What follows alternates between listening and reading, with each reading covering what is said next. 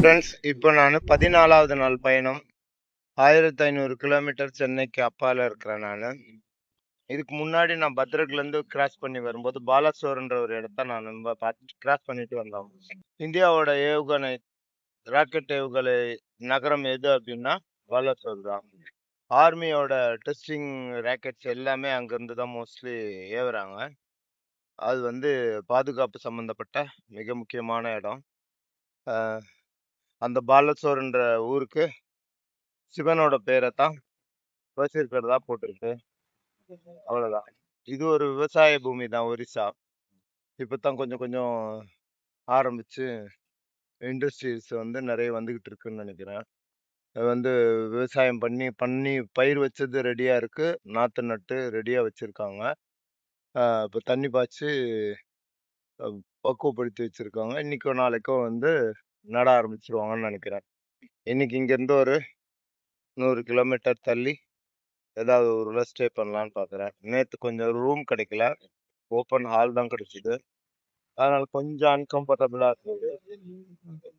இன்னைக்கு அதை மேட்ச் பண்ணி நல்லா நிம்மதியா தூங்கணும்னு நினைக்கிறேன். காலையில இப்போ 9 மணி.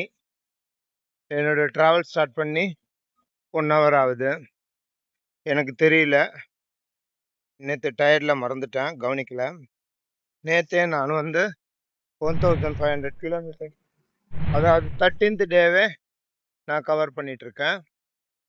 பாருங்க, சென்னை இங்கிருந்து 1526 கிலோமீட்டர், புவனேஸ்வர், பாராதீப், பாலசோர் அப்படின்னு இருக்கு. இப்போ நான் 4வது மாநிலமா மேற்கு வங்காளத்தில் இருக்கேன். தமிழ்நாடு, ஆந்திரா, ஒரிசா முடிச்சு இப்போ மேற்கு வங்காளத்தில் நுழைஞ்சு நம்மளோட பயணத்தை தொடர்ந்துகிட்டு இருக்கோம். நம்ம சைக்கிள் இது. ராய்கஞ்சுன்ற ஏரியாவில் நான் இருக்கேன். ஆனால் இந்த ஏரியாவில் பார்த்தா நெல்லும் இருக்கு. ஆனால் இந்த செடி நிறைய இருக்கு. இது இஞ்சியா, மஞ்சளா, இல்லை வேற ஏதாவதான்னு எனக்கு தெரியல. பார்த்தீங்கன்னா கண்ணு கெட்டின தூரம் வரைக்கும் இதுதான் இருக்கு. இது என்ஹெச். நார்த் ஈஸ்ட்ல இருந்து சென்னைக்கு வரணும்னா இந்த ரோடு வராம வர்றதுக்கு வாய்ப்பில்லை. சாப்பாடு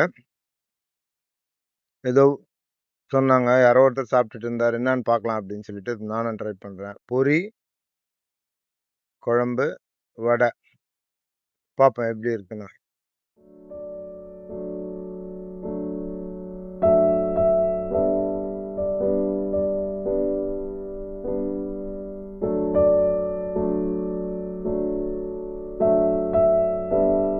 ரசகுல்லாவும் இந்த மாசாவும் அந்த ஒரு லேடி எனக்கு கொடுத்தாங்க. அவங்க பேர் கொஞ்சம் வித்தியாசமா இருந்தது, அதனால மறந்துட்டேன். எதுவாக இருந்தாலும் அந்த சகோதரிக்கு ஒரு தேங்க்ஸ்.